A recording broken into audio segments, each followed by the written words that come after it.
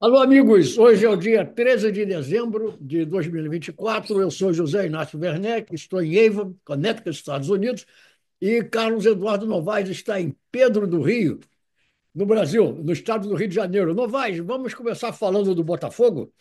Bom, podemos. Vamos lá. Eu tenho alguma coisa para dizer. Inclusive, eu li hoje no jornal uma notícia que só reforça aquele desencontro que o Botafogo teve no jogo com o Pachuca, não é? Inclusive, o Igor Jesus, que era o centroavante, 99 do Botafogo, ele disse uma frase que eu acho que reflete o estado de espírito do time. Ele disse: a cabeça pedia e o corpo não obedecia. Era isso. Agora, agravando tudo isso ainda, de toda aquela trajetória tumultuada do Botafogo, ainda teve o problema do avião. Você soube aí? Eles Não, viajaram no avião do Patriotic New England. não, isso eu sabia. Pois é, mas só que o que você não sabia é que o avião não tinha poltrona reclinável. Os jogadores viajaram no maior desconforto, pô. Ah, veja, Só tinha assento 100% reclinável, o do piloto e do copiloto.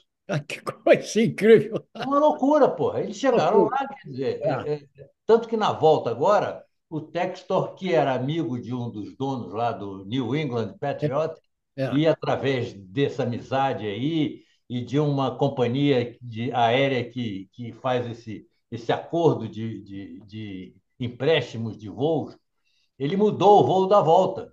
E aí os que voltaram, muitos não quiseram voltar, já entraram de férias, ficaram lá pelo Oriente Médio, pela Europa. Mas o que eu estou querendo frisar aqui é que, apesar de todo o cansaço do Botafogo, em função dos jogos todos, um atrás do outro, ainda teve esse problema do avião. Os caras viajaram mal pra caramba, pô. Tem uma foto do Inclusive, Almada, inclusive, deitado assim, na transversal, em cima de quatro ou cinco poltronas. olha, Novaes, eu escrevi no meu website uma coluna fazendo uma comparação com o Sobral Pinto. Porque eu dizia Sei. que, no momento em que eu estou escrevendo, dizia eu na minha coluna, o Botafogo está voando para Doha, no Catar, o que eu acho uma loucura, porque o time vem de três jogos em três cidades diferentes, todos eles decisivos, contra o Atlético Mineiro, o Internacional e o São Paulo, para decidir dois títulos. Entra no avião, um fuso horário de 6 horas a mais, viaja, sei lá, 12 horas, e vai jogar com um time que já está lá desde sexta-feira, treinando e esperando, que é o Pachuca.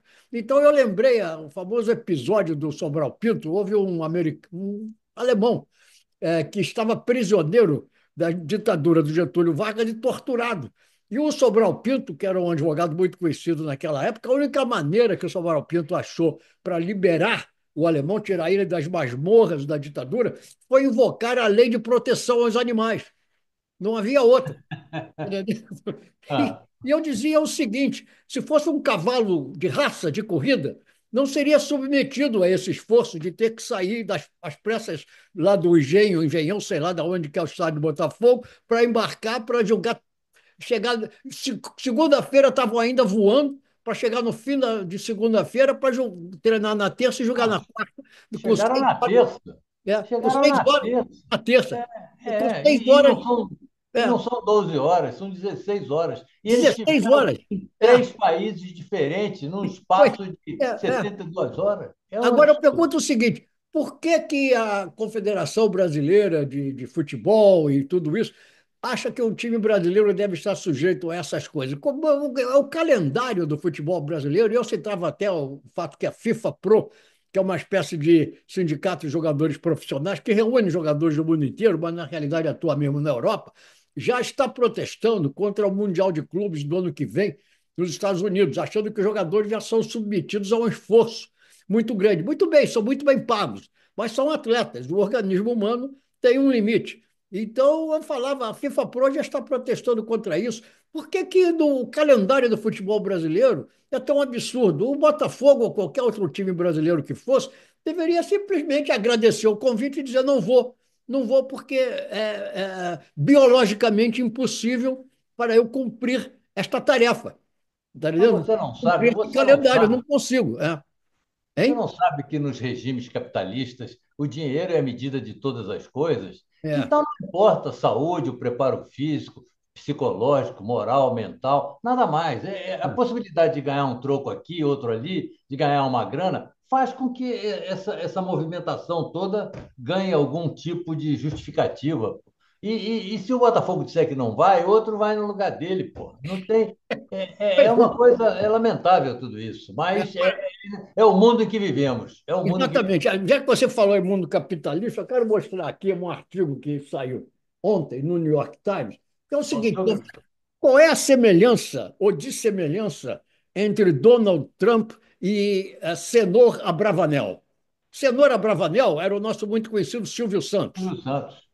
O Silvio Santos era filho de um casal de imigrantes judeus pobres que saíram lá da Turquia, moravam. A mãe tinha nascido na É Grécia, Sarabia? o pai. Não, eram imigrantes judeus, mas de origem diferente. Eram judeus sefarditas, que são os judeus morenos Paraditas. são oriundos do norte da África. E, curiosamente, inclusive, porque eles se fixaram no passado na Península Ibérica, na Espanha e em Portugal, curiosamente, inclusive, o senhor Abravanel, que se tornaria Silvio Santos, tinha um antepassado português. Bom, mas o importante é o seguinte: chegaram ao Brasil, muito pobres, o senhor Abravanel, com 15 anos, 14, 15 anos de idade, era camelô, camelô nas barcas da Cantareira. Depois fez sucesso, passou a ser um potentado, um milionário, dono de canal de televisão, essas coisas todas. Agora, o Donald Trump fez a trajetória exatamente inversa. O Donald Trump, filho de milionário, empreendedor no mercado imobiliário, herdou do pai uma fortuna e imediatamente conseguiu ir à falência 4 vezes.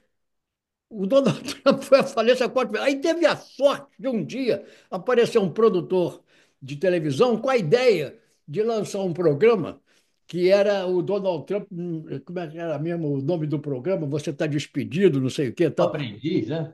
É Não o era o aprendiz, o aprendiz. Ele julgava, né, teoricamente, como sendo um grande empreendedor, ele julgava a capacidade de outros seres humanos que iam lá, em suma, ser candidatos a alguma coisa. Aí despedia as pessoas, não sei o que e tal. E com essa projeção, se lançou candidato, aí a história é outra. Mas o que acontece é o seguinte: hoje, pela segunda vez eleito presidente dos Estados Unidos, eu mostrei aqui esse artigo, o Donald Trump virou camelô. O Donald Trump vende de tudo que é produto imaginável: perfume, cueca, gravata, paletó, sapatos sociais, sapatos de corrida, né, os tênis, água mineral, qualquer coisa que você queira imaginar, tudo com a marca Trump, e ele sai vendendo isso. Inclusive perfume. Agora teve até um episódio dele com a Jill Biden, a mulher do Joe Biden, em que ele até fez uma piadinha. Ele lançou um perfume e usou a Jill Biden contra a vontade dela, como uma espécie de garota propaganda desse seu perfume.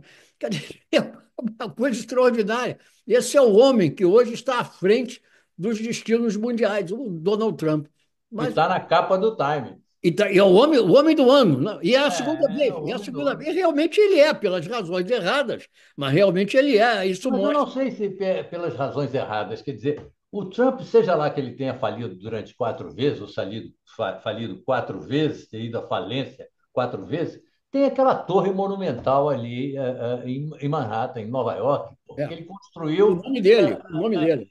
com o nome dele, está com o nome dele. Quer dizer, o cara foi candidato à presidência da República, ganhou a eleição para a mulher lá do Clinton É, e voltou agora, passou 4 anos lá cuspindo marimbondo em cima do Biden e é, contando um monte de mentiras, e agora ganhou novamente a eleição. Quer dizer, é um empresário de grande sucesso e um é. político de grande sucesso. Relativamente, né? Então, é um cara Que que, os sei lá, negócios dele são um eu não pouco complicados. sei. Você sabe, inclusive, ele tem também, além dessa torre em Manhattan, em Chicago e outros lugares, ele tem também um grande hotel em É, Washington, e que é, todos esses potentados árabes e é. outros fazem questão de ir lá e pagar aquelas diárias astronômicas. Quer dizer, ele transformou a presidência da República numa vasta fonte de renda. Mas vamos deixar o Donald Trump para lá. Você disse que queria falar sobre a violência no Rio de Janeiro. Não, não, tá um absurdo. Não é só no Rio de Janeiro, em São Paulo, principalmente, né? Em São Paulo, outro dia, um garoto foi roubar 1 quilo de farinha, sei lá, no supermercado. Tinha um policial lá em traje civil, estava em folga, deu 11 tiros. Quando o garoto saiu do supermercado, ele deu 11 tiros nas costas de um garoto, pô. E aí? E aí, eu sei lá o que aconteceu, porque o secretário de Segurança de São Paulo, que o Tarcísio colocou lá, é um troglodita, é um cara É mesmo brutal. que achou normal um policial jogar uma pessoa de cima do alto de uma ponte? Isso, também foi lá, também foi lá. E tem tido coisas horríveis lá. Agora, o Rio de Janeiro também está passando. Não é que o Rio de Janeiro esteja passando por essa situação, mas o Rio de Janeiro eu tenho a impressão que daqui a algum tempo vai ter um miliciano ou um traficante como governador e o outro como prefeito da cidade. Porque eles estão tomando a cidade, porra. Agora, ontem mataram um ex-secretário de turismo de Bariloche Morreu? que entrou numa favela errada, orientado pelo GPS, e levou 2 tiros, um Quer tiro no dizer, abdômen, outro na desorientado, né? cabeça. Desorientado pelo GPS. Agora, GPS. eu tinha sabido que ele Isso não é estava, uma novidade, isso não é uma novidade. ele estava em estado grave, mas você disse que ele morreu. Não, eu não sei se ele morreu, mas eu estou achando que ele não vai escapar, porque o estado dele nem é grave, é gravíssimo. Ele levou Gravíssimo, um né? tiro no abdômen e levou um tiro na cabeça. Ele estava indo tentar chegar ao Cristo Redentor com a mulher e com as 2 filhas de carro. E entrou no lugar errado, porque o GPS orientou ele errado. Olha, Agora, antes disso, anteontem, teve a hum. morte daquela oficial de Marinha, Marighella, Isso no é que eu ia hospital. falar. Pois é, pô, um absurdo também, uma Ela outra estava loucura. no hospital e recebeu um tiro na nuca, né? Na cabeça. Bala perdida. Ela estava no auditório assistindo uma palestra lá, um evento qualquer relacionado à saúde, porque ela era uma diretora da área de saúde lá do Hospital Marcílio Dias, que é o Hospital da Marinha, e que fica lá em Lins de Vasconcelos, e que fica cercado por 16 favelas, pô. O meu pai, você sabe que meu pai era oficial de Marinha, quando ele esteve internado lá, eu fui lá visitá-lo. É um lugar assustador, porque atrás, como se fosse uma parede, um cenário, atrás do Hospital Marcílio Dias, lá em Lins de Vasconcelos, tem uma favela monumental, pô. E fica ali exposta, cara a cara com o hospital. Aquilo ali é uma zona de conflito, uma zona de miliciano, de traficantes permanente. Aí a Marinha resolveu botar lá uns 10, 20, 30 fuzileiros para ficarem ali nos blindados em torno do hospital para que não haja mais tiro. Agora, porra, a moça já morreu lá. Pô. É, Foi mas e uma coisa muito desagradável. Quer dizer, as pessoas estão cada vez mais assustadas aqui no Rio de Janeiro, porque Olha, não, agora isso que você fala é interessante, porque você fala desse clima de insegurança no Brasil, completa, e isso tem muito a ver com a situação econômica do país. Eu gostaria que você me falasse claro. um pouco dessa reforma tributária, afinal, foi aprovada ou não foi aprovada, o que, que vai acontecer, porque aí eu quero acrescentar alguns dados. Me diga alguma A coisa. reforma tributária foi aprovada no Senado, não é, com algumas restrições, está indo para a Câmara agora e depois vai receber ou não a sanção do presidente da República. É esse o caminho que a reforma tributária vai fazer. A reforma tributária está eliminando uma série de impostos e transformando tudo num imposto só. Agora, curiosamente, essa soma de impostos aí fez com Vai, que não vai, um momentinho só. Chega um pouco para trás, porque a única coisa que a gente está vendo de você no momento é o chapéu. Agora sim. Você era um chapéu falante. Agora sim, pode continuar. não, Diga. o IVA é o imposto imposto é um imposto sobre o consumo das pessoas. Certo. Essa área não é uma área muito familiar para mim. O IVA é um Ah, imposto agregado e que é o mais alto do mundo. Eles conseguiram manter esse imposto em 28%. Sei lá o que significa isso. De qualquer maneira, a reforma caminhou. A reforma andou aí esses tempos que o Lula está se tratando aí do reflexo daquela queda que ele sofreu em agosto, né, do ano passado, desse certo, ano. certo, certo. Foi. Mas a situação é uma situação complicada, porque o Banco Central também subiu o valor dos juros aqui. E uma coisa curiosa é a seguinte: ontem saiu uma pesquisa, que parece que é a última pesquisa do ano, da Quest, dizendo que o Lula recolhendo os nomes dos candidatos, dos possíveis candidatos à presidência da República em 2026. E o Lula está na frente. O Lula tá com 52%, o Bolsonaro está com 37%, e depois vem o resto da turma. Vem o Haddad, pelo lado do PT, e vem a Michele Bolsonaro, vem o Tarcísio de Freitas, que é de São Paulo, lá, e que teve uma queda na sua popularidade em função dessa truculência e dessa violência completa e absoluta lá em São Paulo. Quer dizer, a situação aqui, o que acontece é o seguinte: teve um colunista aqui, inclusive, que comentou que depois que o Lula passou por essas cirurgias, ou sobretudo a segunda cirurgia, o valor do dólar diminuiu e as ações subiram. E ele estava insinuando que o mercado está muito feliz com esses problemas de saúde do Lula, né?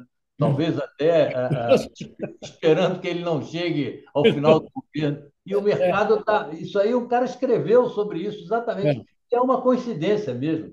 E o otimismo do mercado é porque eles acham que o presidente da República não vai chegar ao fim do mandato. É esse o O otimismo. mercado, o cara bota aqui, o mercado parece feliz com isso, porque o O dólar mercado, caiu e a bolsa subiu. É, o mercado realmente é uma figura um pouco estranha, porque ainda hoje, agora se você aparece bem, ainda hoje tinha uma reportagem no New York Times sobre o nosso caro Milei, né, o argentino, que é para mim, apenas um fantoche.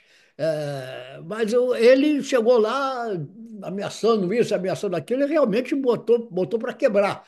Agora, o que acontece é o seguinte: o New York Times de hoje dizia, eu anotei isso aqui, o New York Times dizia que a população, 53% pobreza, da população da Argentina vive abaixo da linha da a miséria. pobreza.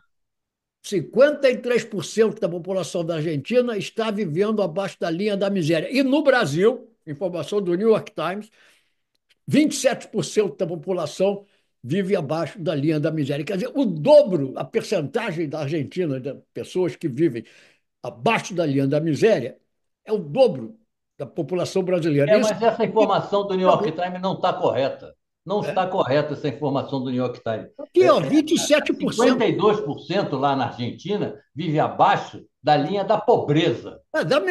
Pobreza é miséria, porque Não, não é não, não é pessoas. não. Tem uma diferença, tem uma diferença. Então, eu Pobreza retiro a miséria e Aqui coloco no Brasil, pobreza. eu não sei se existe essa diferença na Argentina, mas aqui Ah, no Brasil, ah, a pobreza é quem vive com 600 e tantos reais por mês. E a sim, miséria é quem vive por 200 reais por mês. tá E já bom. houve essa divisão aqui, já houve, Ah, já foi feita uma pesquisa em cima disso, inclusive, e aqui no Brasil, mais da metade da população vive abaixo da linha da pobreza. E quase 20% da população vive abaixo da linha da miséria. bom, E a então, desigualdade só aumenta. A desigualdade só aumenta, mas no porque Brasil ela tem, segundo o New York Times, no Brasil ela tem diminuído. Quer dizer, eu não vou entrar em não, considerações. ela é diminuído, tem diminuído, a É, pobreza tem diminuído, mas a contradição é que, é. apesar disso, a desigualdade só aumenta, porque os ricos estão cada vez mais ricos. Ah, bom, aí já é uma Então, outra face do aí, problema. aí aumenta, pois é, mas isso tudo está num É, contexto só. E aí sim, aumenta a margem é, a diferença entre a linha de pobreza e a linha da é. riqueza, digamos. É. Bom, deixando para lá essas considerações, vamos chamar tudo pobreza. Segundo o New York Times, 53% da população da Argentina vive abaixo da linha da pobreza. Quer dizer, Isso. diz também É, essa reportagem que a economia do país não pode crescer, porque se mais de metade da população do país vive abaixo da linha da pobreza, esta é uma população que vive à parte do sistema econômico. Por que ela vive à parte do sistema econômico? Porque ela não tem meios de consumir. Não tem meio de comprar, de investir, de ir a restaurantes, de ir a peças teatrais. Não tem meio de fazer isso. Quer dizer, ela não participa da vida econômica do país. E é impossível que a economia de um país cresça quando mais de metade da população não participa da sua vida econômica. Tem apenas um problema, a necessidade absoluta de não morrer de fome. Entendeu? Agora Isso é o que acontece na Argentina. Agora, no você, Brasil, felizmente, é 27%. Não estamos tão mal quanto a Argentina. você leu aí que o Milei tem um índice de aprovação como não aparece nas pesquisas da Argentina há mais de 20 anos. O Bom, Milei tem um eu nível de acho que, claro, aprovação, tem, apesar desse quadro aí que o New York Times pinta, o mas, Milei está com uma aprovação surpreendente para quem não comunga das suas ideias. mas isso também tem uma explicação, que é porque, mal ou bem, ele está fazendo a inflação diminuir. Claro, Então, a claro, aprovação dele vem como resultado disso. Agora, claro. o problema que o New York Times coloca é o seguinte: muito bem, ele está fazendo a inflação cair, mas à custa de aumentar o nível de pobreza. Então, a economia do país não vai conseguir arrancar. Esse é que é o problema. Tá entendendo? Quer Vamos dizer, eu não aguardar. sou economista, mas pelo menos esse é o fato que existe. E a economia brasileira, mal ou bem, você mesmo dizia outro dia, está crescendo. Você disse que o PIB no Brasil cresceu. Cresceu, cresceu, mas o Brasil continua com aquelas mesmas dificuldades que tem há 80 anos, desde que eu nasci, desde que eu me entendo por gente. Porque aí cresce o PIB, mas o PIB não pode crescer muito, porque senão cria uma inflação que vai obrigar a aumentar os juros, e aumentando os juros diminui o consumo. Isso é uma equação que volta e meia é cíclico isso. Isso é cíclico em todo país que tem essa selvageria no seu sistema econômico. Então, o que acontece é isso. O Brasil melhorou, o PIB subiu, mas também não pode subir muito, porque se subir muito, vai provocar inflação. Se provocar inflação, o juro vai subir também. Se o juro subir, ninguém consome, ninguém compra, ninguém faz isso, ninguém faz aquilo. Quer dizer, e eu acho que o mercado reagiu feliz da vida aí com os problemas do Lula, porque o Lula, de alguma forma, segura essa equação aí, que não interessa ao mercado. Muito bem. Mas é o que ocorre, porque faz parte das contradições do sistema econômico. Muito bem. Agora, Novaes, houve também aqui essa semana nos Estados Unidos uma coisa curiosa. Houve uma entrevista do cidadão que vai ser o secretário de Energia dos Estados Unidos, dizendo o seguinte, que cavar para ter petróleo e gás e carvão é uma necessidade moral dos Ah, países. Por que ele diz isso? Porque é isso que permite as pessoas do mundo pobre terem um mínimo de conforto. Quer dizer, tudo isso é uma imensa mentira, porque você pode ter a mesma produção de energia com as energias alternativas, como a eólica, a energia solar e outras, sem precisar cavar para você fazer o drill, que eles chamam, né? claro, Abrir poços claro. de petróleo ou abrir montanhas para ter carvão e essas coisas todas. Quer dizer, o que nós temos então pela frente, você tem essas crises climáticas acontecendo no mundo inteiro, justamente por causa do excesso de produção de combustíveis fósseis. Isso só vai aumentar e o resultado vai aumentar cada vez mais o número de refugiados, porque essas populações africanas, já sem falar dos problemas bélicos no Oriente Médio e outros lugares, entram desesperadamente nos países ricos, como acontece aqui nos Estados Unidos, e o Donald Trump está ameaçando não, ele já disse que vai fazer isso, fazer O pior do que fazer botar o isso, exército, dizem até que é Zé Inácio, anticonstitucional. pior do que fazer isso é perdoar aqueles caras que ele botou dentro do Capitólio para dar Não, um golpe de é, Estado nos Estados Unidos. Isso é é. uma coisa enlouquecedora. Na minha cabeça, isso não fecha. Já não fecha o fato do Trump ter sido apto a disputar uma presidência da República depois de tentar tomar o poder na base da porrada, do golpe. E vai perdoar os caras que Mas entraram por lá, que isso, mataram 5 pessoas lá dentro, pô. É um mas absurdo. Novaes, por isso é que eu digo, Novaes, no momento eu vivo na República das Bananas do Norte. Você pode estar na República das Bananas do Sul, mas eu estou na República das Bananas do Norte, porque realmente é incompreensível. O cidadão que tentou dar um golpe, insuflou a turma para invadir o Capitólio, como mortes, como você disse. E eu estava aqui na minha casa, naquele dia, por acaso eu liguei a televisão e fiquei boquiaberto, fiquei pasmo. Aquela É, com é, chifre na cabeça, é. invadindo o Capitólio, escalando, batendo nas pessoas, agredindo os policiais. E esse cidadão é reeleito. realmente é extraordinário. Por isso que eu Não, falo. e ele já disse que nos primeiros 9 minutos depois da Não, posse, exatamente, ele é. até citou 9 minutos, ele É, vai perdoar toda aquela gente que ele acha que foi muito maltratada. é, Aquela gente foi muito maltratada. Ele diz é. isso. Ele já anunciou. Agora, por outro lado, você também tem que reconhecer o seguinte, né? Por isso é que eu falo, isso aqui é a Northern Banana Republic. O Joe Biden perdoou seu filho, que é um meliante.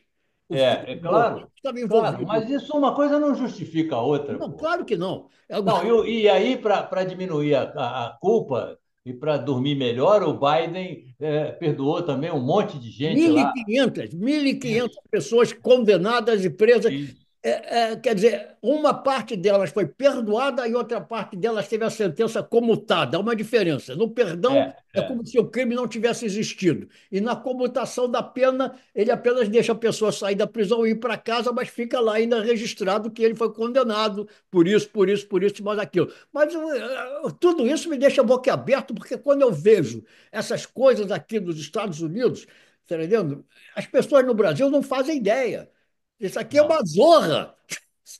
É uma zorra milionária. É uma zorra milionária. Por quê? Porque é um país excepcionalmente beneficiado geograficamente, porque se encontra na faixa temperada da Terra, do planeta Terra. Não é nem tão frio como o Canadá, nem tórrido quanto o Brasil.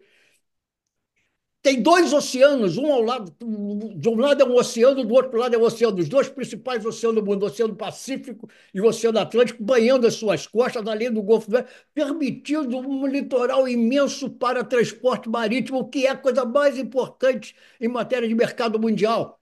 É o mercado marítimo. Tá, os Estados Unidos estão localizados privilegiadamente numa zona muito favorável. E isso faz com que realmente. E teve uma imigração enorme de países europeus, como o do norte da Europa, imigrantes qualificados, transformaram isso aqui numa grande potência financeira, além de se beneficiar, já falei isso diversas vezes, da Conferência de Bretton Woods, que fez do dólar a moeda internacional. Mas que isso aqui, às vezes, você fica boquiaberto ao ver o nível de corrupção, de desordem que existe nesse país. Claro, É um claro. fato. É, claro, não tem. Tem toda a razão, pô. É uma loucura. Agora, a sensação que me dá é que os Estados Unidos está indo pelo caminho do final do Império Romano também, É, sabe? Eu acho que continuar assim. eu não sei se eu vou estar aqui ainda para presenciar isso, mas eu tenho a impressão que os Estados Unidos de alguma forma está descendo a ladeira. Bom, É por isso que o Trump diz, vamos fazer dos Estados Unidos grandes novamente. É porque ele está se apequenando. agora eu vou abordar mais um assunto rapidamente, o que está acontecendo na Síria, né? Caos absoluto, né? Isso eu sempre falo, recomendo às pessoas. Vocês viram no passado, se não viram, procurem ver, deve ter aí em videotape, essas coisas todas. Lawrence of Arabia. Ali mostra exatamente a raiz de todo o problema que aconteceu no Oriente Médio, a dissolução do Império Otomano e as potências mundiais na época, sobretudo a Inglaterra e a França, dividindo arbitrariamente aquela região, países com fronteiras completamente malucas, uma Completamente. confusão de É, religiões, de etnias, isso. transformaram aquela numa zona, na zona mesmo, para falar. É, É a é. zona, é a zona, aquilo ali é a zona e não tem solução. Eu gostaria apenas de. Você tem mais algum assunto, não?